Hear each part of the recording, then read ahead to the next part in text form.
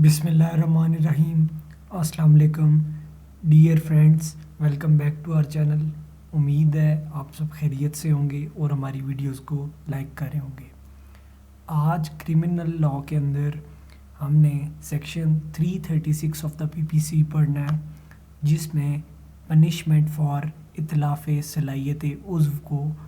बताया गया है। उसकी इतलाफ़ सलाहियत उज़्व की क्या पनिशमेंट होगी।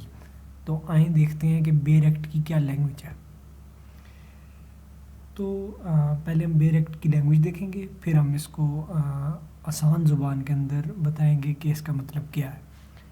Whoever by doing any act with the intention of causing hurt to any person or with the knowledge that he is likely to cause hurt to any person causes itlaf salahiyat uzv of any person shall in consultation with the authorized medical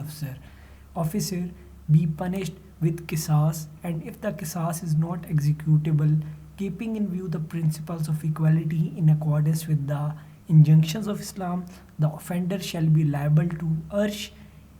and may also be punished with imprisonment of either description for a term which may extend to 10 years as ताज़ीर। तो इसके अंदर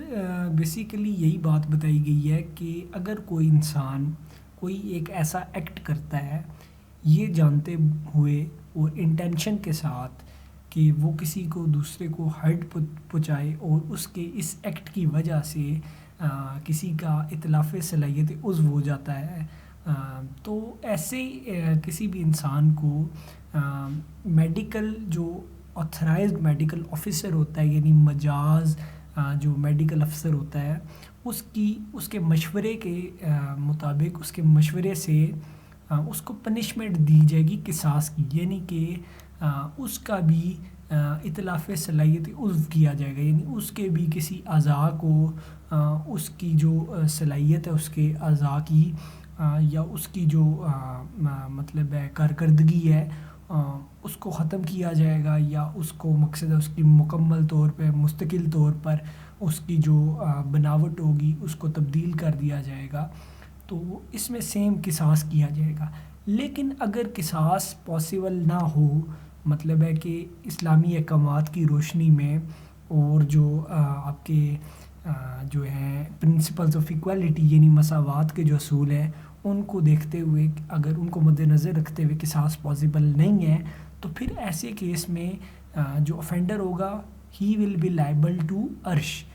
और उसको punishment भी दी जा सकती है of either description विच में एक्सटेंड टू